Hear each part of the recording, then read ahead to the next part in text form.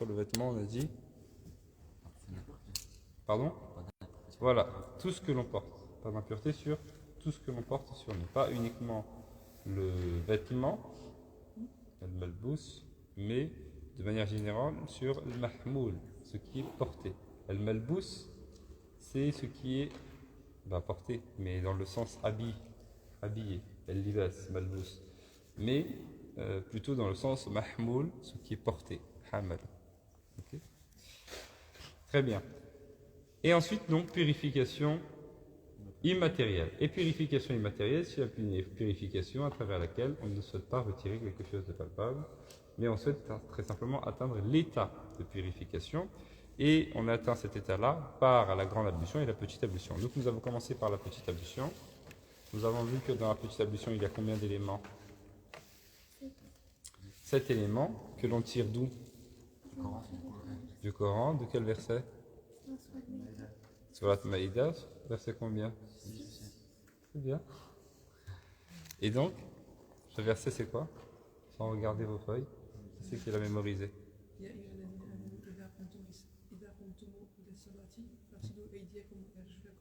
Forcez-le. D'abord.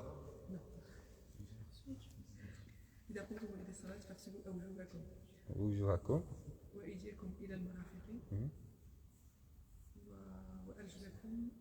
وامسحوا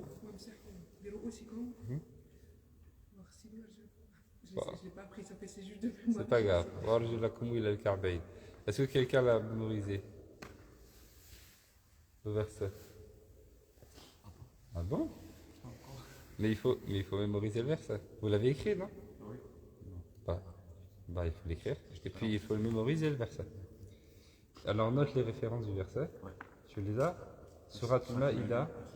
Voilà. Alors il faut l'apprendre le verset. C'est un verset à connaître en arabe et en français. طيب. يا أيها الذين آمنوا إذا قمتم إلى الصلاة فاغسلوا وجوهكم. D'abord le visage. وأيديكم إلى المرافق. Vos avant-bras jusqu'au coude. وامسحوا برؤوسكم. Essuyez votre tête. وأرجلكم إلى الكعبين. Et vos pieds jusqu'aux chevilles. وإن كنتم جنبا فاطهروا. Et si vous êtes en état de grande impureté, alors lavez-vous.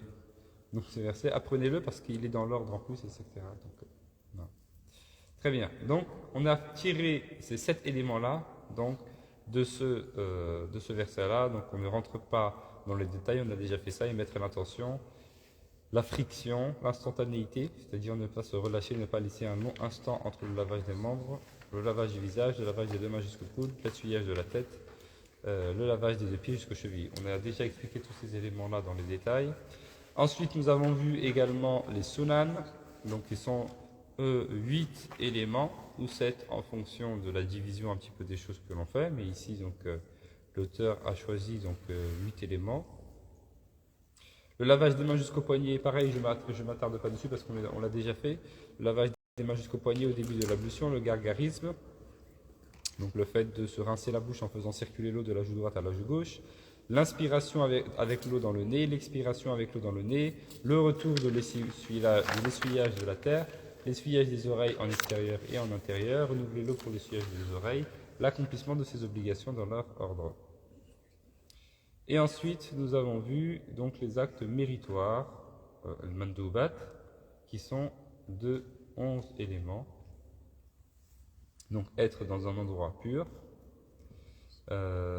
utiliser peu d'eau, utilisez-le avec parcimonie, le fait de commencer par le lavage des membres de droite avant ceux de gauche, le fait que l'ustensile que j'utilise pour faire mes ablutions soit mis à droite, s'il a une grande ouverture, si c'est possible, le fait de commencer lors de l'essuyage de la tête par le devant, le deuxième et le troisième lavage des membres concernés, on parle bien évidemment de lavage et non pas d'essuyage, l'accomplissement de ces sunan dans leur ordre, l'accomplissement des obligations et des sunan confondus dans le bon ordre, l'utilisation du bâton d'arak, donc du siwak, même avec le doigt, c'est-à-dire que si je n'en ai pas, je peux utiliser autre chose. Prononcer le nom d'Allah subhanahu wa ta'ala, donc dire bismillah, et frotter l'espace qu'il y a entre les orteils. également. Ça, ce sont les éléments qui sont recommandés. Donc je rappelle que délaisser un acte obligatoire de l'ablution, c'est avoir délaissé l'ablution. Et délaisser un acte sunna de l'ablution, si c'est fait par mépris, voilà, donc de la sunna, c'est également un péché.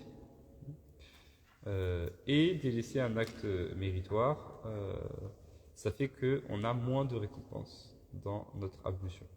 Oui. Je voulais savoir pour le soda est-ce que c'est vrai qu'il faut le faire avec le petit doigt? Pourquoi? Est-ce que c'est vrai qu'il faut le faire avec le De petit quoi? doigt? J'ai pas compris. Frotter entre les orteils quand on fait les ablutions. Hmm,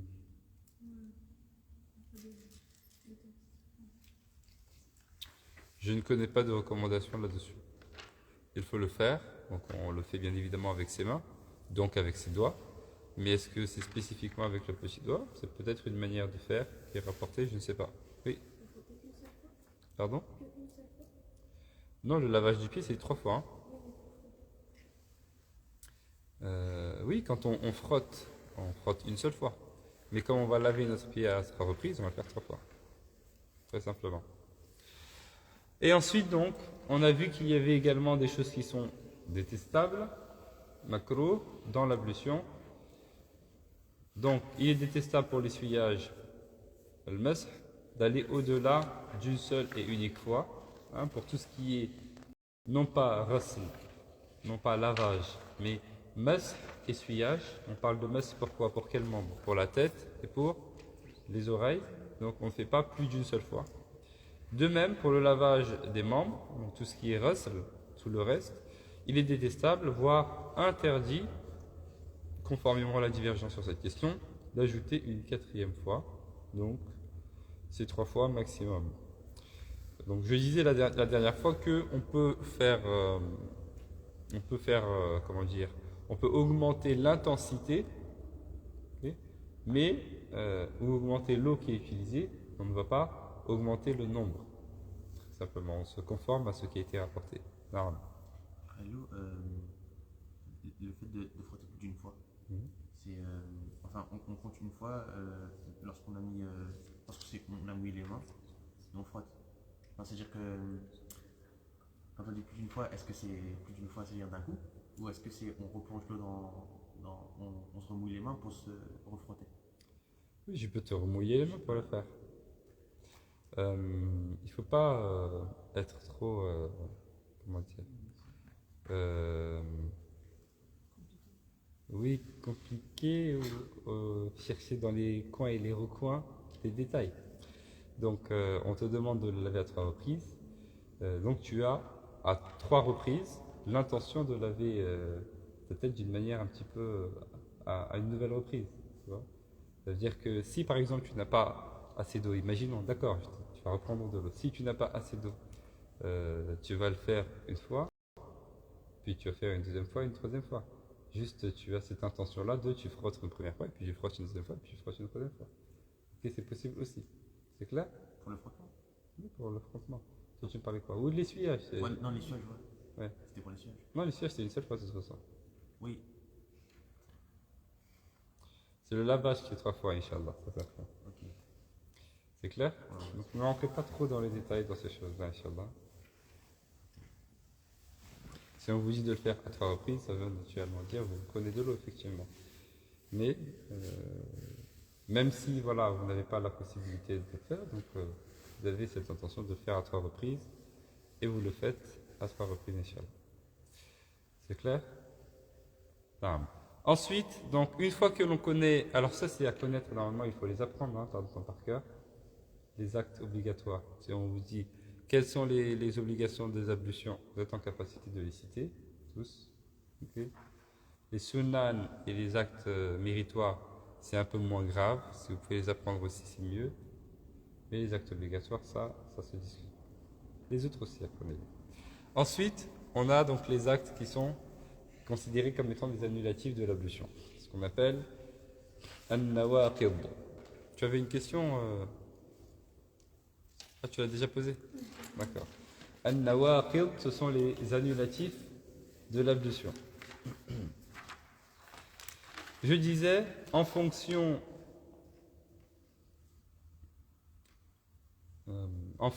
donc des livres, ok, vous allez voir que certains distinguent des choses et d'autres ne les distinguent pas, donc il peut y avoir quelques divergences.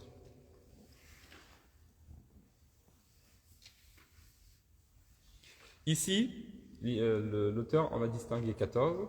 Donc, le premier des annulatifs, bien évidemment, c'est ce qu'on appelle al-bawlu. Al-bawl, c'est l'urine, connue. Donc, à partir du moment où la personne a comment dire, l'urine, très bien. À partir du moment où la personne urine, donc elle a rompu ses ablutions. Également les flatulences ou les paix, pour ceux qui ne connaissent pas ce terme-là. À partir du moment où la personne a cela, eh bien également son ablution est rompue. On ajoute à cela également l'incontinence si son interruption est supérieure à sa venue, c'est-à-dire l'incontinence si elle est rare. Qu'est-ce que c'est que l'incontinence? L'incontinence en arabe, c'est ce qu'on appelle as-salas. As-salasu, c'est ça, c'est un écoulement? Non, c'est pas forcément un écoulement, en tout cas, ça peut être un écoulement d'urine. Voilà, c'est ça, c'est une incapacité de se retenir, ou bien plutôt le fait d'être dépassé, c'est-à-dire que ça peut être une incontinence d'urine, il y a tout le temps des gouttes d'urine qui sortent sans que la personne ne puisse contrôler cela. C'est une maladie, comme ça peut être une incontinence de liquide post-urinaire, comme ça peut être une incontinence de liquide prostatique, comme ça peut être une incontinence de liquide séminal, comme ça peut être une incontinence des pertes blanches, comme ça peut être une incontinence des flatulences aussi, c'est possible. Salas. Pour tout cela, Salas annule l'ablution uniquement, comme dit Ibn Ashir, au Salasun, Iva, c'est pas arrivé à là encore? Au Salasun, Iva Nadar.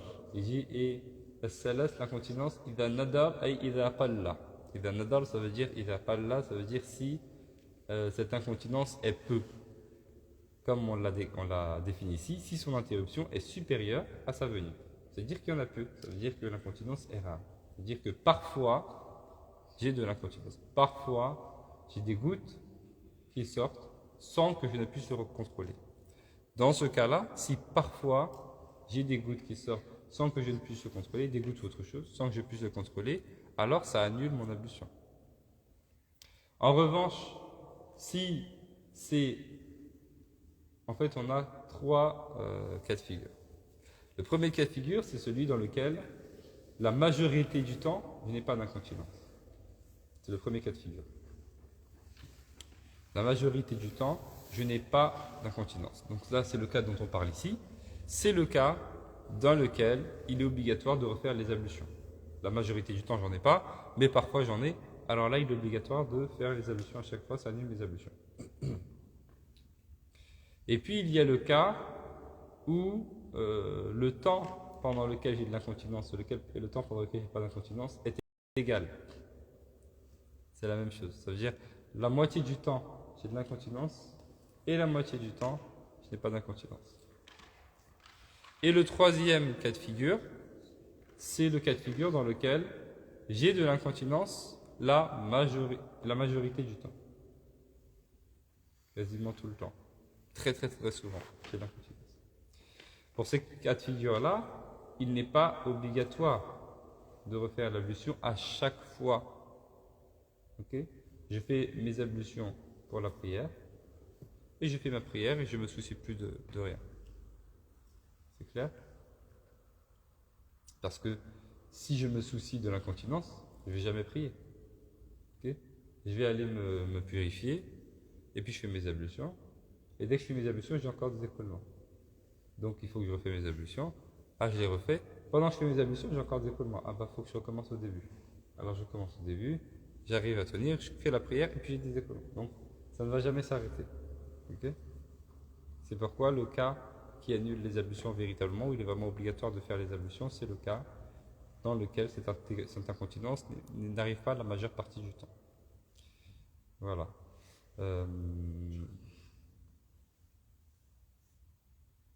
Il faut faire quand même la différence, hein, l'incontinence avec l'OSOS. L'OSOS, c'est encore autre chose. L'incontinence, c'est quelque chose de véritable. Hein. Voilà. L'OSOS, c'est quelque chose qui n'est pas véritable. C'est une pensée. On pense que... Oui. Et le deuxième cas, on doit refaire l'ablution aussi. Alors après, il est recommandé de le faire. Ah, recommandé de le faire. Ok. Même pour le deuxième cas, effectivement. Pour le troisième cas, ça veut dire pas que c'est recommandé. En fait, pour ce troisième cas-là, la personne, même si elle essaye de faire ceci, elle ne va pas y parvenir. Tu vois. Mais dans tous les cas, là-bas, ça reste de faire des ablutions, bien sûr. Donc pour le second cas, c'est une recommandation.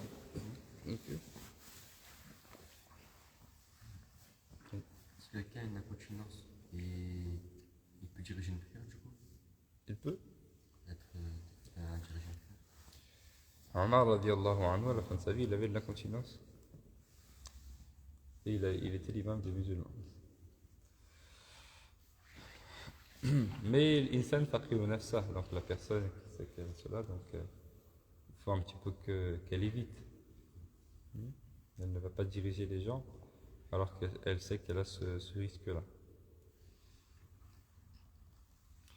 Naam. Ensuite, on a quatrièmement les selles. Donc, également, donc la personne qui a des selles, bien évidemment, également ses ablutions sont rompues. Cinquièmement, le sommeil profond. À plusieurs reprises, nous avons un petit peu détaillé la chose. Donc, nous avons vu que le sommeil se divisait en un sommeil profond et un sommeil léger, et en un sommeil long et en un sommeil court. Donc, le seul sommeil qui annule les ablutions, le seul sommeil pour lequel, le seul sommeil à la suite duquel il est obligatoire de refaire les ablutions, c'est le sommeil profond. Qu'il soit court ou long, peu importe. C'est clair? Donc si j'ai un sommeil léger, mais court, je n'ai pas besoin de refaire les ablutions. Si j'ai un sommeil léger, mais long, il n'est pas obligatoire de refaire les ablutions, mais il est recommandé de les refaire. Si j'ai un sommeil qui est profond et court, il faut que je refasse mes ablutions, même s'il est court parce qu'il est profond. Et si j'ai un sommeil qui est profond et long, bien évidemment, je refais aussi donc, les ablutions. Donc le sommeil qui annule l'ablution, c'est le sommeil qui est effectivement profond. On a parlé aussi un petit peu donc, de ce qui me permet de définir le sommeil profond. Qu'est-ce qui me permet de définir le sommeil profond? Ah. Il y a le fait que lorsqu'on dort dans le position, Voilà, sans s'en rendre compte. Ça veut dire que je tiens par exemple mes pieds et d'un coup je les relâche sans que ça me... Ok.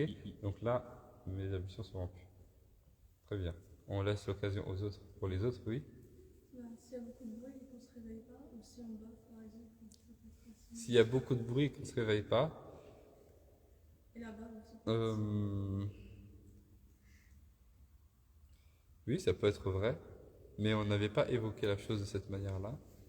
Qu'est-ce qu'on avait dit plutôt? Oui. Lorsque quelqu'un m'appelle et Voilà. la première fois je me réveille, ça veut dire que c'est un sommeil léger. C'est ça.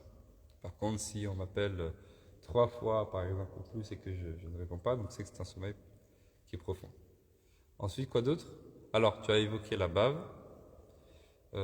Effectivement, certains le mentionnent, okay, mais ce n'est pas toujours vrai. Oui, Quand on tient quelque chose dans la main et qu'on fait tomber sans se rendre compte. tout à fait. Je tiens un tasbih ou bien un stylo, etc. Très bien. Autre chose? Non. C'était tout, hein? Très bien.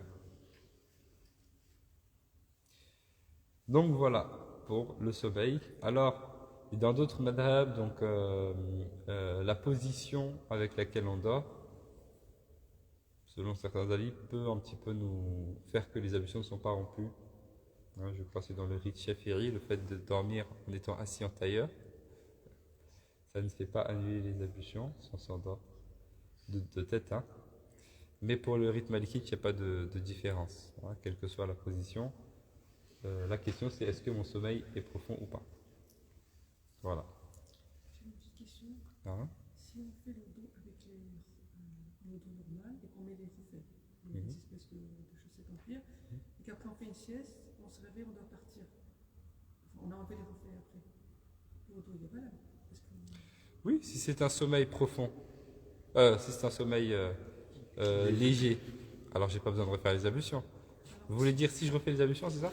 Oui, alors sans faire la sieste. Si je dois partir et j'enlève les reflets, alors que j'ai fait le dos sur le reflet. Ah non, à partir du moment où je les enlève, ça y est, c'est plus les ablutions. Ah oui. Si je fais mes ablutions, et ensuite je mets mes khuffayn en état d'ablution, et ensuite je refais mes ablutions sur mes khuffayn, tout le temps que je les garde, j'ai mes ablutions. Ça veut dire que si j'ai fait ça et que je dois partir, les enlever, bien sûr, mes chaussettes, ça... Oui, ça enlève oui, ça casse effectivement mon ablution. Taïb. Ensuite, nous avons sixièmement le liquide post-urinaire. C'est el-wadiyu bid-del. On l'appelle el-wadiyu avec un del. El-wadiyu, c'est le liquide post-urinaire. Eh bien, c'est un liquide post-urinaire. Il s'agit d'un liquide épais qui sort après l'urine. Pas uniquement, hein, donc il y a d'autres moments où on peut avoir ce liquide un petit peu qui sort. Ça peut être une réaction en fait allergique la sortie de ce liquide-là. Et aussi parfois, donc chez des personnes, souvent, il sort plutôt après l'urine. Aussi, quand il y a ce liquide qui sort, donc l'ablution est annulée.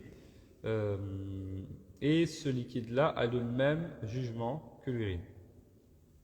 On considère que c'est similaire. Septièmement, nous avons le liquide prostatique,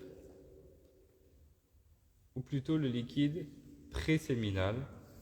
Le liquide préséminal, ça englobe pour les hommes et pour les femmes.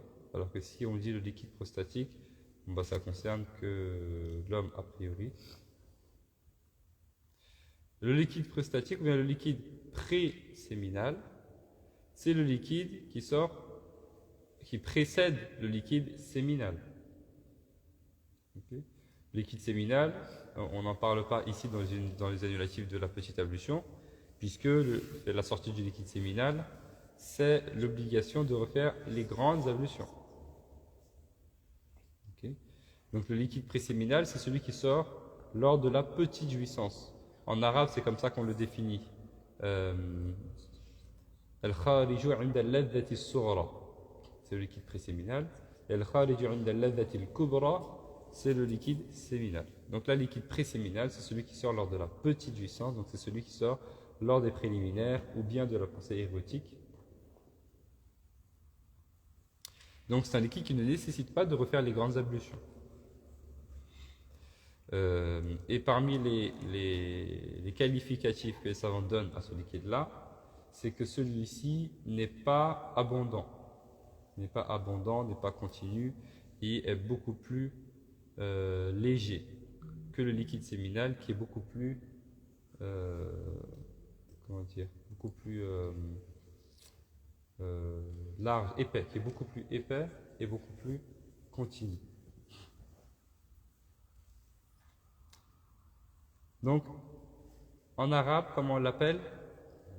El-Mivvel, El-Medviou, El-Medviou.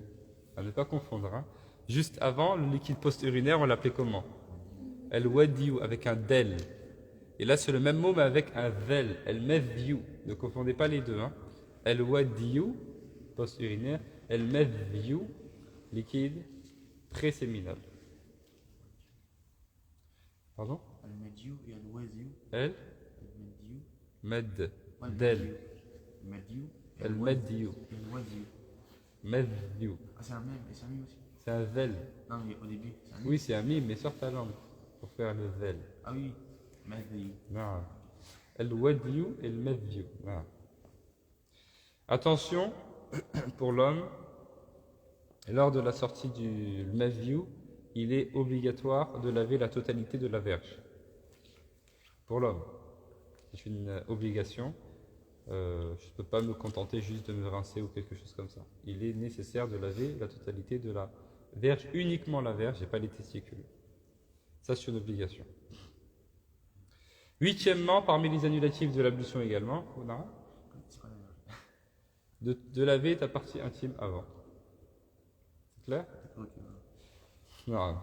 Huitièmement, parmi les choses qui annulent également les ablutions, l'ivresse, as-sukru, l'ivresse, quel que soit l'élément qui est utilisé pour parvenir à cette ivresse-là.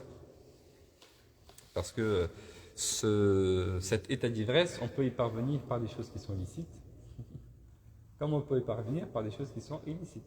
Et il y a certains produits qui, par exemple, si on les laisse à la base qui sont licites, mais si on les laisse fermenter, par exemple, un certain temps et qu'on les prend, donc ça peut nous amener, à une certaine quantité, nous amener à l'ivresse. Donc, quel que soit le moyen auquel on arrive à cet état d'ivresse-là, si j'arrive à cet état d'ivresse-là, alors automatiquement, je perds mes ablutions. Oui. Bien compris, ça veut dire qu'on peut être ivre licitement en islam.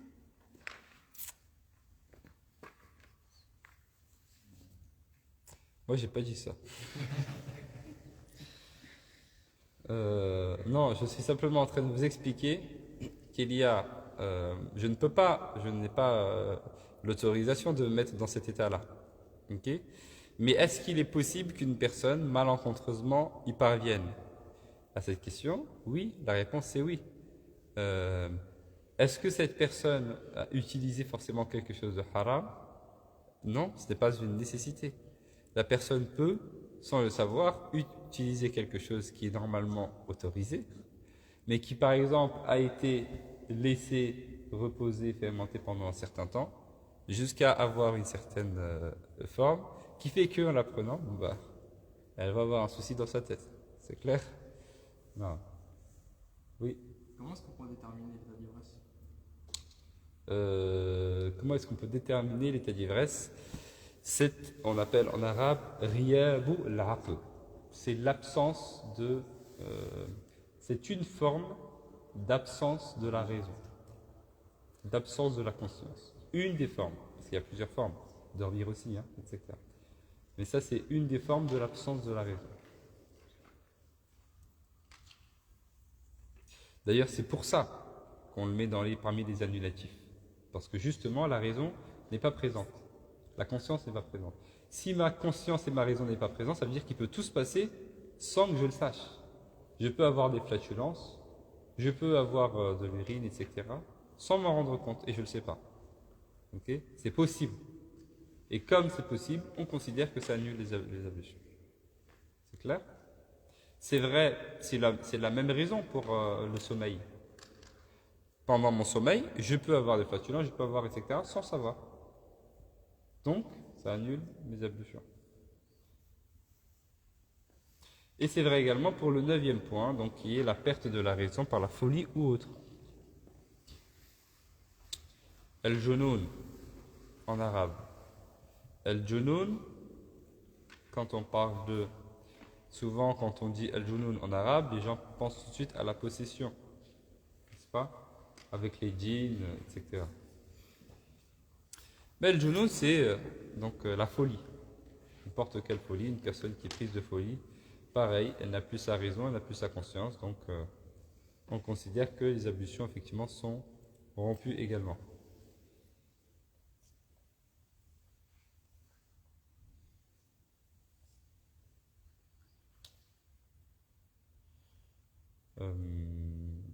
Sur la possession,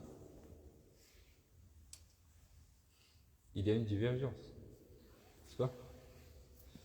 Il y a effectivement certains savants qui disent que ce n'est pas possible véritablement, d'être possédés de cette manière-là, puisqu'ils disent que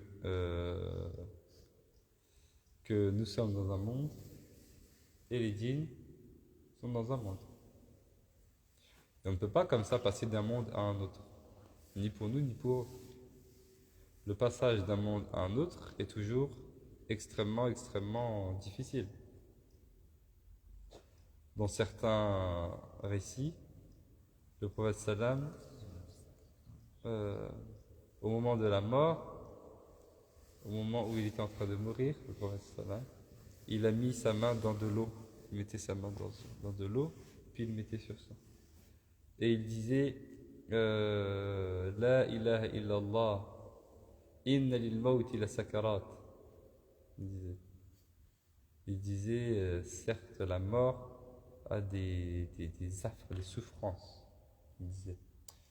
Et il a demandé à Allah de lui donner la moitié des souffrances de toute sa communauté, pour ne pas que nous on ait à les supporter. Bon, il a fait cette demande. Et de même que dans certains textes, on retrouve que un affre de la mort est pire que 70 coups d'épée sur le visage d'une personne vivante. On retrouve ça dans certains récits. Pourquoi?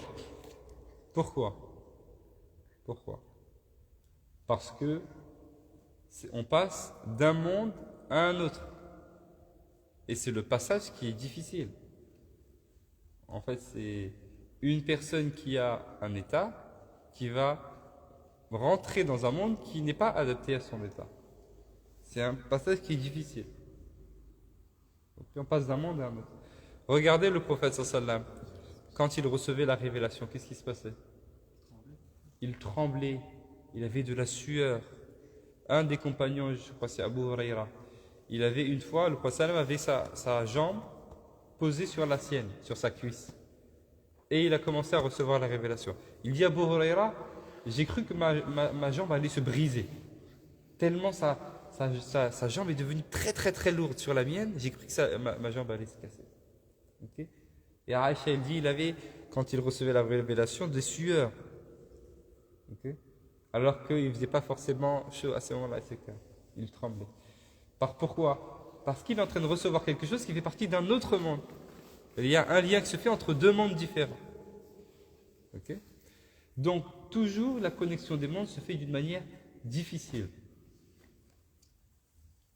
Et pourquoi est-ce qu'il y aurait une exception en ce qui concerne les djinns? C'est la même chose. Ils sont dans un monde, c'est un autre monde. S'il y a quelque chose, ça ne peut être que difficilement, et ça ne peut pas ne pas se voir. Ça ne peut pas ne pas se voir. Une personne dit je suis possédé, mais si c'est le cas, donc il y a eu à un moment donné quelque chose de la même comment dire, de la même intensité que cela. Je vais vous rassurer quand même sur les affres de la mort. Donc c'est difficile. C'est le prophète même il dit la sakarat.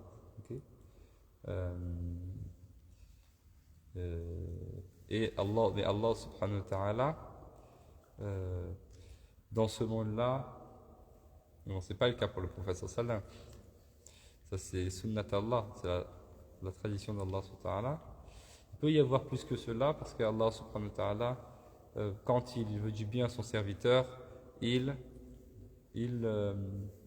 comment dire, il accélère sa sanction et son châtiment dans ce monde. Comme ça, quand il arrive dans l'au-delà, il n'a plus rien à payer.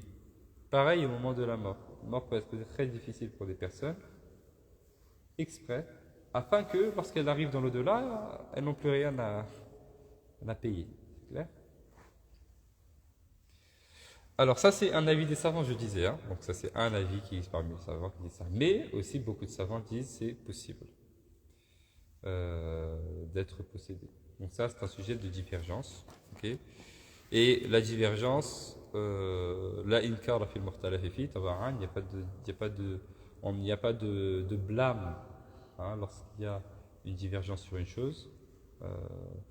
Et comme c'est un sujet à divergence, on ne peut pas en faire un sujet principal. On ne peut pas en faire un sujet principal. Maintenant, à chaque fois que les gens ont un problème, ils disent oui, c'est un djinn. Tout le temps. Ça, c'est un sujet de divergence. Laisse le sujet de divergence de côté. On ne sait pas ce que c'est. Pourquoi vous avez besoin de toujours expliquer les choses? L'être humain a cette manie de vouloir toujours tout expliquer. On n'est pas omniscient. Allah est omniscient. Allah sait tout. Mais l'être humain n'est pas omniscient, donc l'être humain ne sait pas tout. Donc il y a des choses que l'on connaît, il y a des choses qu'on ne connaît pas. Il y a des choses que l'on comprend, il y a des choses qu'on ne comprend pas. Il y a des choses qu'Allah nous a expliquées, qu'il nous a explicitées. Il y a d'autres choses qu'Allah ne nous a pas explicitées. Il y a des maladies qu'on ne connaît pas. Il y a des choses qu'on ne connaissait pas avant. Et puis avec la science, l'être humain, en utilisant un petit peu les capacités qu'Allah lui a données, il arrive à reconnaître des choses. Il y a des choses peut-être qu'on pourra expliquer demain. Puis il y a des choses peut-être qu'on ne pourra jamais expliquer. Et c'est pas grave, parce qu'on n'est pas omniscient. Allah l'a.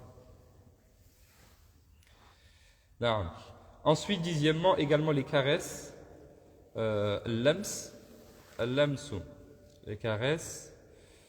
Alors, les caresses et le baiser, donc 10 et 11, les deux. 10 et 11, les caresses et le baiser. Quand je parle de baiser, je parle d'un baiser sur une partie du corps, dans un premier temps, sur une partie du corps, c'est-à-dire un baiser sur le front, ou bien sur la joue, ou bien sur le corps, voilà.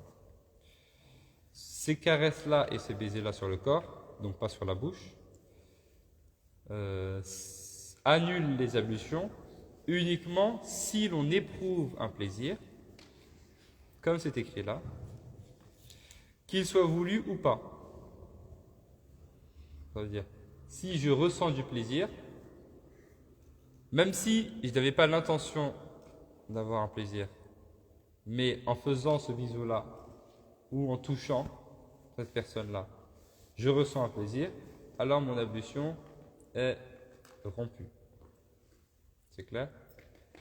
De même, si je recherche le plaisir,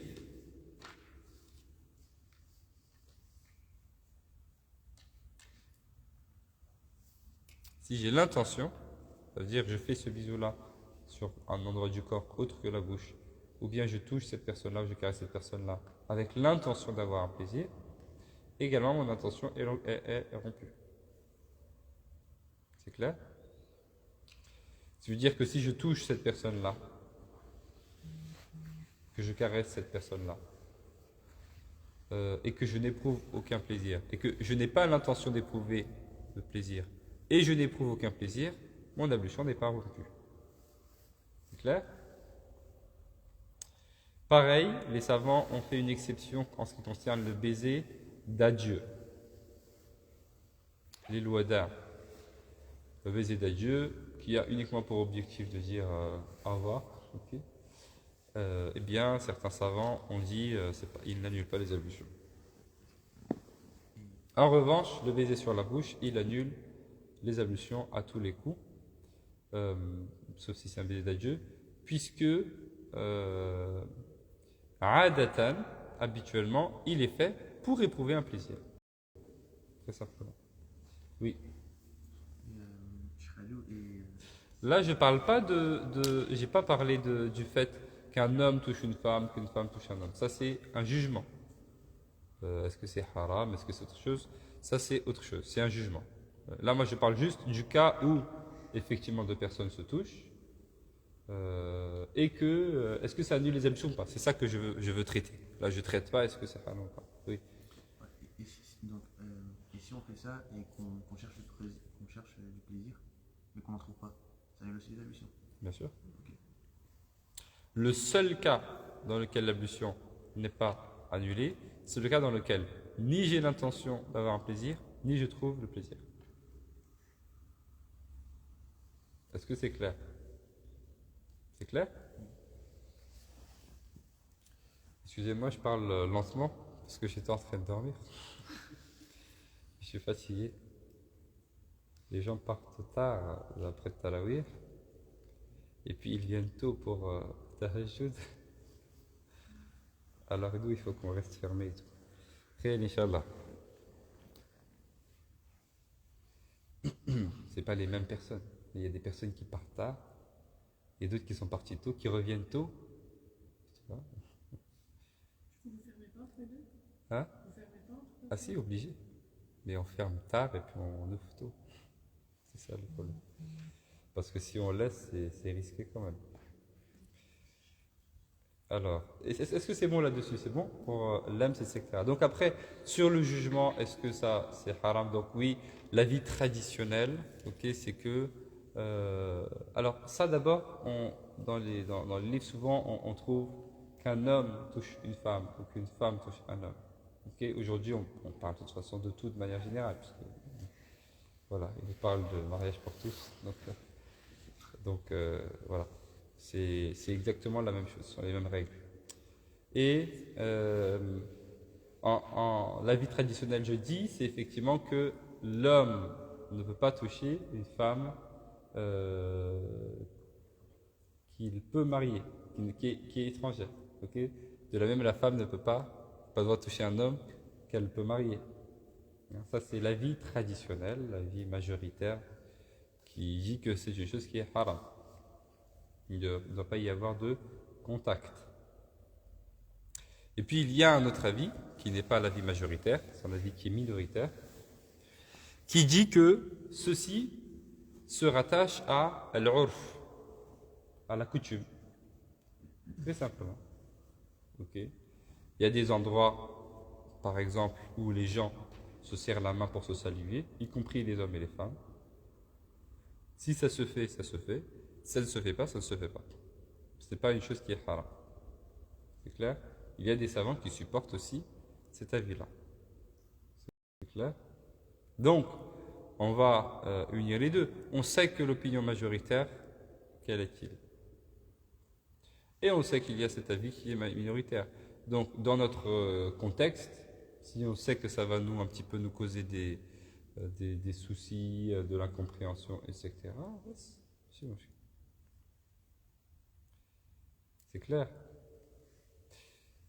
Ensuite, 12e, le toucher de la verge. Donc, le fait pour l'homme, c'est pour ça que c'est précisé le toucher de la verge et non pas juste le toucher de la partie intime, puisque ça pourrait concerner, si on avait écrit le toucher de la partie intime, ça voudrait dire que ça concerne la femme et l'homme. Mais là, ça ne concerne que l'homme. Donc le toucher de la verge, effectivement, annule les ablutions. Alors que pour la femme, toucher sa partie intime, ça n'annule pas ses ablutions. On parle bien uniquement de toucher. Donc pour l'homme, le toucher sa verge avec uniquement cette partie de la main, donc avec la partie, avec la paume, avec la partie intérieure de la main, ou bien les côtés. Donc toucher avec cette partie de la main là, ou bien les côtés, ça annule les ablutions. Pas avec le revers de la main ou l'avant-bras, etc. Okay, on peut faire les grandes ablutions, malencontreusement, avec l'avant-bras, ça n'annule pas nos ablutions. Et il est également précisé, c'est le toucher de la verge, c'est-à-dire que pas derrière. Donc toucher le derrière, ça n'annule pas les ablutions. Ça, ce sont des précisions qu'il est important d'apporter. Ensuite, 13, le doute sur l'état d'impureté. Ash-shakku fil hadath. Oui. Est-ce que le doute, c'est-à-dire que c'est un doute un peu plus fondé que l'oswes? Oui, bien sûr. Il y a une différence entre les deux. Tous les waswas sont des doutes, mais tous les doutes ne sont pas des waswas. Comment on fait la différence? Réfléchissez, je vous laisse une demi-heure. Alors, tous les waswas sont des doutes, mais le waswas c'est un doute particulier. Okay, c'est un doute qui revient à intervalles de temps réguliers et surtout qui est négatif, hein, qui vient un petit peu de shaytan, de l'insufflation satanique, okay, qui me fait toujours me remettre en question et puis j'avance pas. Là où le doute normal, c'est juste l'absence de certitude. Le doute, c'est l'absence de certitude, très simplement. Je pense que, c'est même pas je pense que c'est, parce que comme on l'a déjà dit, donc 0,49%, on a Al-wahm. Voilà, l'illusion. 50%, on a le doute.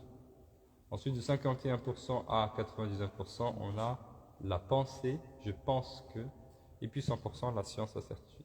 Donc le doute, c'est l'absence, voilà, l'absence de certitude. Après, on peut discuter, est-ce que c'est un doute avec, voilà, quelle est la prépondérance des deux côtés. Bon, on ne va pas rentrer dans ces détails-là. Donc, effectivement, l'absence de certitude, très simplement. La personne qui n'a pas la certitude d'être en état d'impureté, d'être en état de pureté, c'est une personne qui doit refaire les ablutions. Ça, c'est une exception à la règle. Quelle règle?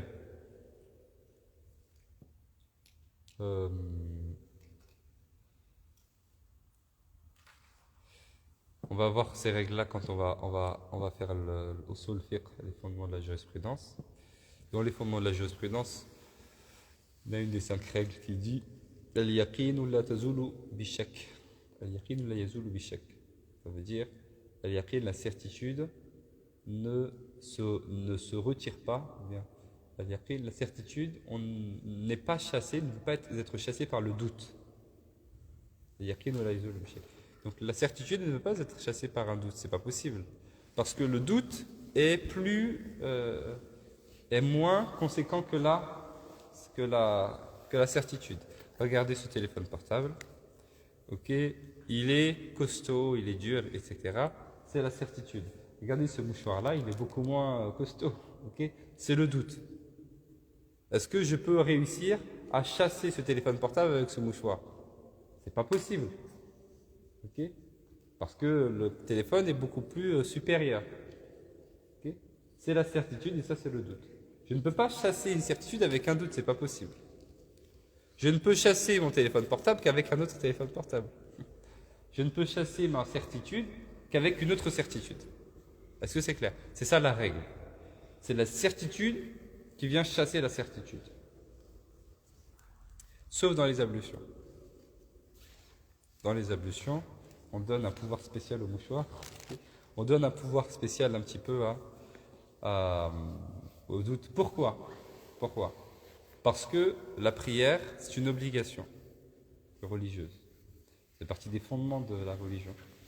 Et donc, je ne peux pas me permettre d'accomplir cette obligation, ce fondement religieux, avec un doute. Alors que je ne suis même pas sûr qu'il va être valide. Puisque si je doute sur l'impureté, ça veut dire que je doute sur la validité de ma prière. Puisque l'impureté, enfin la purification, c'est une condition de la validité de la prière. Donc si je doute sur mon ablution, je doute sur la validité de ma prière. Donc je ne peux pas faire ma prière en doutant. C'est clair?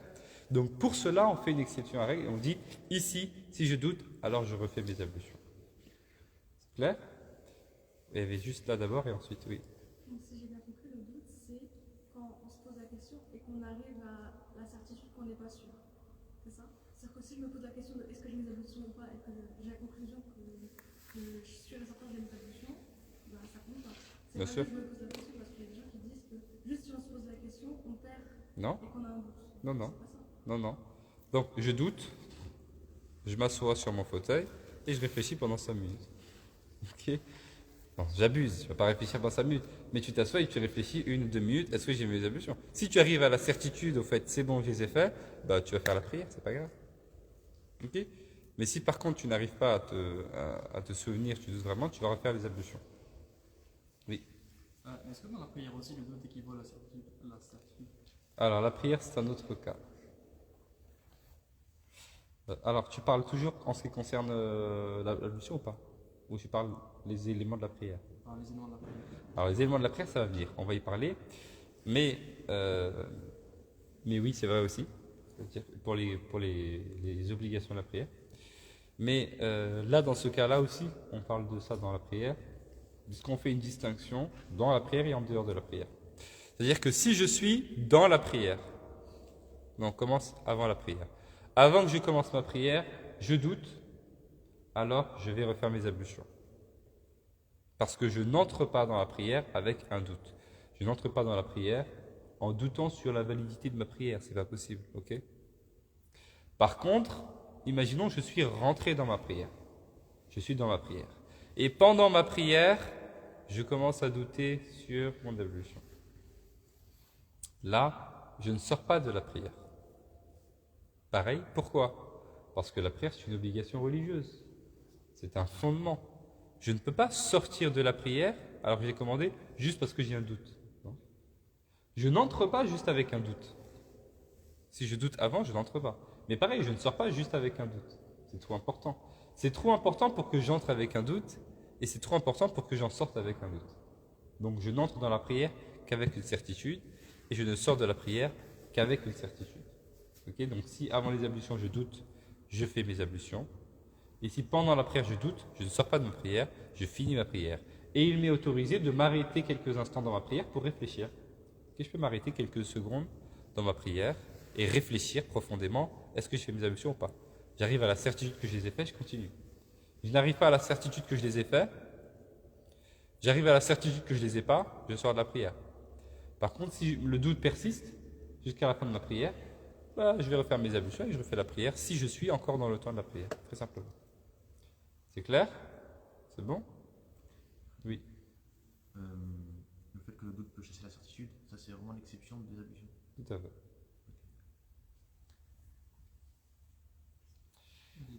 Oui. Comment on sort de la prière si on a une certitude?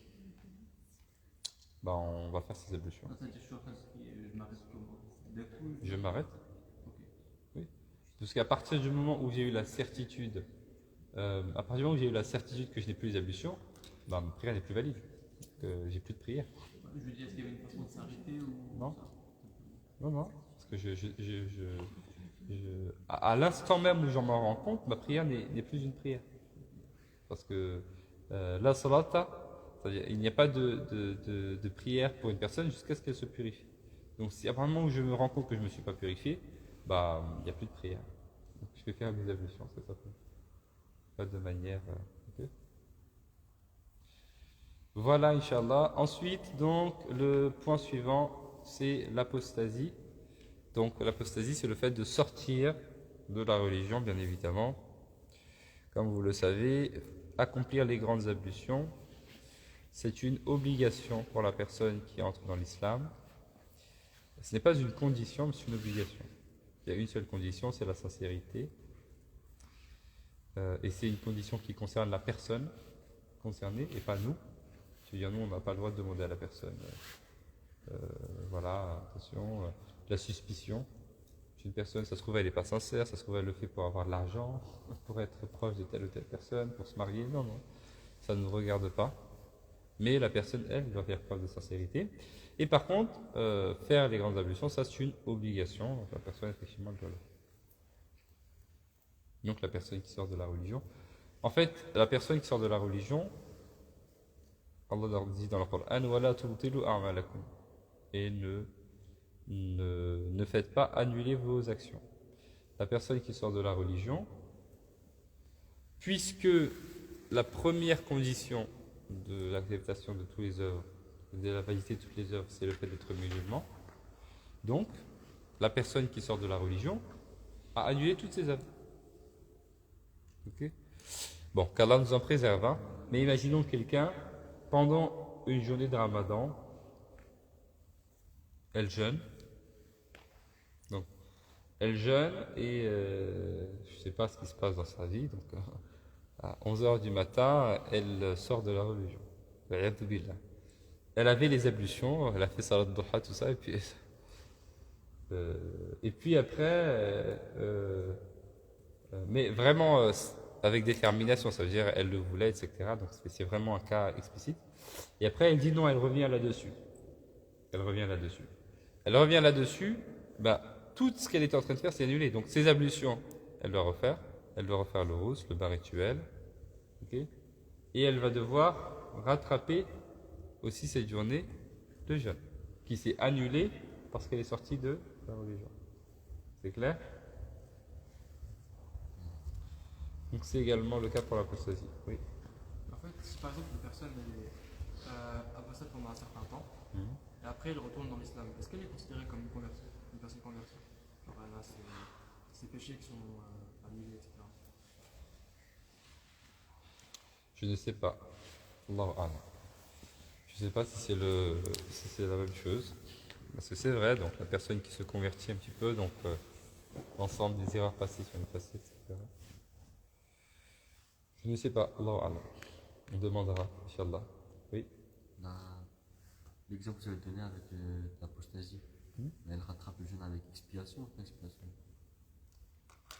Euh,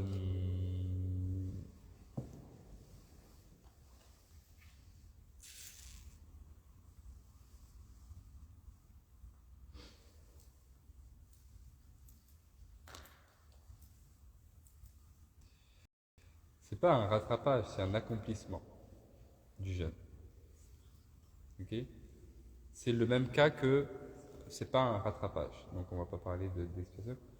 C'est un accomplissement et c'est le même cas que par exemple la personne qui devient pubère pendant une journée de Ramadan. C'est clair? Donc qui rentre dans l'islam pendant une journée de jeûne, ou bien la personne qui devient pubère pendant la journée de Ramadan. C'est le même cas. Donc elle va accomplir, elle va faire ce jeûne-là, Inch'Allah, dans sa totalité par la suite. C'est clair? Oui. Et celui qui fait l'apostasie, lorsqu'il rentre encore en islam, il doit se repentir ou il doit faire encore la shahada? Oui, bien sûr, il fait la shahada. Il est sorti de la religion, il n'est plus considéré comme musulman. Donc il refait effectivement la shahada, il refait le rous, il refait tout. Et s'il il apostasié en adoptant une croyance particulière, aux antipodes de celle de l'islam, eh bien certains savants ajoutent même qu'il doit ajouter à la shahada d'autres choses. C'est-à-dire qu'il doit faire la shahada et ajouter à cela une formule qui va expliciter qu'il rejette la croyance qu'il a adoptée avant. Okay? Il ajoute des choses. Par exemple, c'est une personne qui prônait, par exemple, que Jésus est le Fils de Dieu, etc., qui prônait vraiment cela, qui le défendait ardemment, donc elle va se convertir, elle va ajouter Washhadu anna Isa Nabiyullah. Voilà, c'est comme ça. C'est clair? Pour expliciter qu'effectivement elle rejette. Voilà. On poursuit ensuite donc les obligations du bain rituel. Donc ça, ce sont les annulatifs de l'ablution. Donc non, la transpiration, ça n'annule pas les ablutions. Quoi d'autre? Je reçois beaucoup de questions. Là. Le sang, ça n'annule pas les ablutions, etc., etc. Oui. Alors j'en ai plus là. J'ai plus de feuilles. Et on fait des photocopies après. Okay. Donc tout ce qui n'est pas dans cette liste-là, de manière générale, hein, il peut y avoir d'autres détails que vous trouvez dans d'autres feuillets, mais de manière générale, donc ça n'annule pas les ablutions. Très simplement, c'est pas la peine de demander pour tout. Okay. Oui.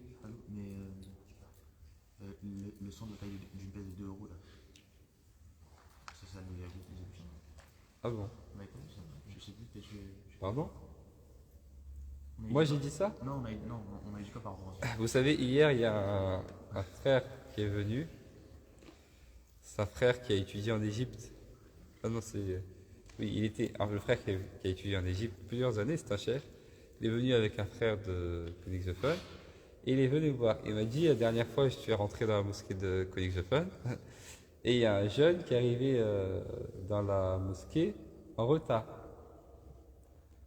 Alors après la prière, donc il est arrivé pendant la dernière unité de prière. Alors après la prière, qu'est-ce qu'il a fait? Il a fait tashahhud. Après il s'est levé, il a fait narakaat, il a fait tashahhud. Après il a refait narakaat, il a encore fait tashahhud. Après il a refait, il a fait tashahhud et puis il est sorti d'après. Alors après la prière, il m'a dit, un frère est parti voir, il m'a dit mais c'est pas comme ça qu'il faut rattraper la prière, tu t'es trompé. Après il a dit c'est comme ça qu'on a appris avec Cheikh Khalilou. Alors ils l'ont dit, mais c'est bizarre, etc. Alors le frère est venu me poser la question. Alors c'est une erreur, ok, bien évidemment. Et j'ai dit au frère, non, donc on sait comment on rattrape les prières selon le rythme maliki. Donc ça c'est une erreur du frère qui a mal compris. Ok. Donc voilà. Juste pour vous dire, donc parfois, pour ça c'est important de rester concentré, de noter les choses comme il le faut. et de poser la question, donc c'est pas grave. Mais c'est normal, ça arrive, on est en train de. Tu vois, on maîtrise pas les choses tout de suite. Tu vois? Pas un problème. Bon, je sais pas si c'est le cas de Faisal, mais ça m'a juste fait penser à ça. Le frère, il m'a dit hier. Mais donc, je te pose la question, est-ce que ça, le sang, ça annule les ablutions? Si c'est en grande quantité, non? Est-ce qu'il est dans la liste? Non, non, bah non. Enfin, ça annule pas les ablutions. C'est clair? Non, mais, Par contre, qu'est-ce que ça peut annuler? c'est la prière. Ça annule la prière, si c'est en grande quantité. Pourquoi? Parce que c'est considéré comme une impureté que j'ai sur moi. Et si j'ai sur moi une impureté, je ne peux pas prier en ayant sur moi une impureté. Si je peux l'enlever rapidement, je l'enlève. Sinon, il faut que je sorte de ma prière. C'est clair? Ouais, je mélange. Voilà. Excuse-moi, je serais. Marhaban. Ensuite, donc, les obligations du bain rituel. Les obligations du bain rituel. Donc, on a vu que la purification immatérielle, elle se divise en deux, la grande purification, la grande ablution, ou bien le bain rituel, ou bien la petite ablution à l'oudou. Donc là, on en vient aux grandes ablutions, donc au bain rituel. De la même manière, alors d'abord, il faut qu'on fasse les petites ablutions rapidement. Quelqu'un nous montre rapidement comment on fait les petites ablutions. Quelqu'un nous explique comment faire les petites ablutions. Sans distinguer tout ça, obligations, etc. Du début jusqu'à la fin. Elle nous explique bien dans les détails. Vas-y. Je peux essayer. Vas-y. Bien fort. Oui. On va te filmer en même Non, temps. c'est pas la peine. Non, c'est pas la peine, je serais. Mais si, parce qu'il y a des gens qui nous suivent sur Instagram. T'as raison, en fait. Comment on change la caméra? Hein? C'est une bonne question. Hein? On peut pas tourner la caméra? Faut appuyer 2 fois peut-être, je sais pas. Appuyer 2 fois? Oui, il vient devant. Non, ça marche pas. C'est nul Instagram. Alors, j'ai tourné la caméra comme ça, alors comme ça on me voit. Voilà. Pourquoi t'as mis ton masque? Je peux vivre, hein. Allez, vas-y, explique-nous comment on fait les grandes ablutions. Parle bien fort. Ouais. Donc, d'abord, on émet l'intention Ouais. de faire des petites ablutions. Ensuite, on se lave. Non, si on utilise un récipient, on va d'abord se laver les mains avant de rentrer les mains dans le récipient. Donc, les mains jusqu'au coude, et entre les doigts. Jusqu'au? Ah non, au poignet, au poignet. Jusqu'au cou. Non, non, Ok. au poignet. Mhm. Donc, ensuite, on se lave les mains, ouais. Donc, après, ben, on va prendre l'eau avec la main droite, on va se rincer la bouche 3 fois. Donc, la joue gauche à la joue droite, dans la gargarisation. Mhm. Ensuite, on va inspirer l'eau avec le nez, avec la main droite. On expire avec la main gauche, donc avec l'index et le pouce. On va ensuite se laver le visage, donc 3 fois. On le nez aussi, c'est 3 fois. Hein. D'accord. On va se laver le visage 3 fois, donc d'ici Mhm. jusque là. Mhm. Et au niveau des lobes des oreilles, Mhm. cette partie-là. D'accord. Si on a une barbe légère, on frotte. Enfin, si on a une barbe légère, on voit la peau, on frotte. Mhm. Et si on a une barbe qui est épaisse, donc on va juste passer l'eau de la main dessus. Mhm. On n'oublie pas aussi de frotter donc, dans les creux, Mhm. donc les creux du menton, en dessous du nez et les creux des yeux.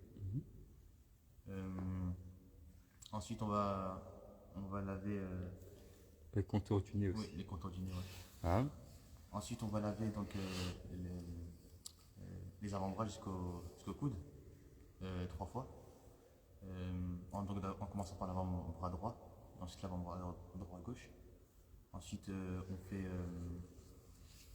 on essuie la tête, donc un aller jusqu'au cou, et on remonte pour le retour. Je fais la nuque. Oui. Mhm. Jusqu'à la nuque, ouais, c'est ça. Après, on s'essuie les oreilles, donc en commençant par l'intérieur et en ressortant, donc une fois.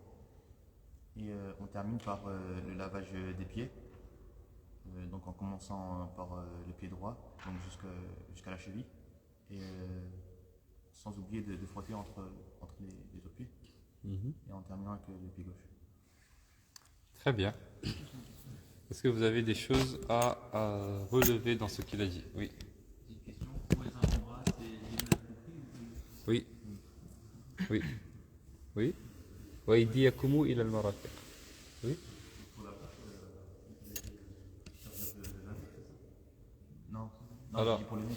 il parlait du nez. L'index et le pouce. Oui. Oui. Alors, qu'est-ce que vous avez relevé? Oui. Les orteils, c'est pas une obligation. Oui, c'est pas une obligation. Mais je lui ai dit justement de ne pas préciser. Oui. Renouveler l'eau pour les. Ah oui, tout à fait. Donc ça c'est vrai, c'est un détail. Donc le fait de renouveler l'eau pour faire les oreilles. D'accord. Quoi d'autre? Et aussi des piscines lorsqu'on commence. T'as pas dit? J'ai oublié. Effectivement, donc j'avais au départ, oui. Laver l'intérieur des coudes. Voilà, donc on ne doit pas oublier les plis, les replis, effectivement, donc des coudes, etc. C'est tout. On avait dit aussi d'essayer de dépasser un petit peu hein, le membre qui est la limite du membre, un petit peu, hein, que ce soit pour le coude, etc. Là, c'est bon? Friction, je ne sais pas s'il a précisé la friction. Oui, c'est vrai, tu n'as pas parlé de La delk. réflexion, ouais, on est Voilà. Voilà. Donc, delk, le fait d'utiliser le membre, hein, d'utiliser la main pour faire parvenir l'eau à l'ensemble, la totalité du membre. Très bien. Alors, le mot gargarisation, je ne sais pas s'il existe. Moi, j'ai trouvé le gargarisme. Mais peut-être qu'il existe, je ne sais pas. Très bien. Barakallahu fik, Faisal.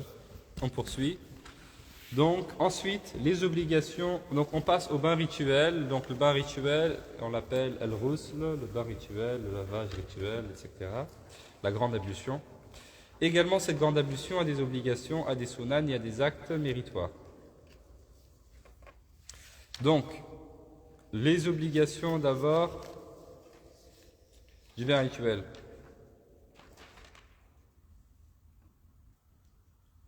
Les obligations du bain rituel sont 4. Il y a 4 obligations. Alors, je rappelle que lorsque l'on parle d'obligations, ça veut dire que si je me contente de faire uniquement les obligations, mon adoration est valide. Hein. Mais je n'aurais pas fait les choses de la meilleure manière possible. J'aurais un manque dans ma récompense. Et puis si j'ai délaissé des sunan par mépris de ces sunan, bien sûr, je suis sanctionné. Voilà, donc on fait les grandes ablutions comme on a l'habitude de les voir. Mais par exemple, dans le cas où je n'ai pas assez d'eau, dans le cas où je n'ai pas le temps, etc., je peux, dans ces cas-là, me contenter de faire juste l'obligation. Donc les obligations du bain rituel, il y en a 4. S'il manque une de ces 4 choses-là, alors il manque le bain rituel. Première chose, l'intention, bien évidemment, innamal a'malu binniyat wa innama likulli imri'in ma nawa. Les actes valent que par les intentions, et chacun n'a pour lui que ce qu'il a eu réellement l'intention de faire. Quelle intention on met? On peut mettre plusieurs intentions. On met l'intention générale, ok? Une intention générale de faire la grande ablution obligatoire. Comme ça couvre toute chose.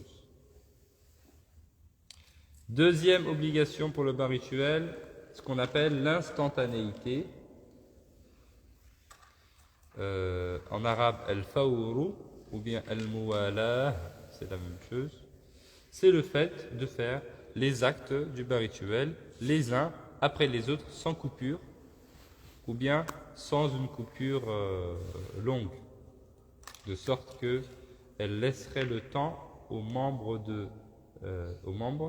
de sécher dans un temps tempéré, normal, chez une personne normale. Donc il n'a pas le sang trop chaud ou trop froid, etc. Pas en plein été où il y a une canicule et pas en plein hiver où il y a de la neige, quoi. Troisième élément obligatoire pour le bain rituel, le frottement des cheveux. Et il n'est pas obligatoire de les défaire s'ils sont tressés sans fil. Il suffira de les presser avec les mains. Donc c'est très simplement le fait de faire parvenir l'eau au cuir chevelu. Simplement. Voilà, c'est une précision qui est apportée. De manière générale, le frottement des cheveux, c'est le frottement de tous les poils du corps. Okay, de manière générale. Pas juste les cheveux, c'est le frottement de tous les poils du corps, notamment pour l'homme. Donc les cheveux, la barbe, les poils du visage, les poils qu'il y a sur le corps, sur le torse, sur les jambes, partout. Ok, bien, etc.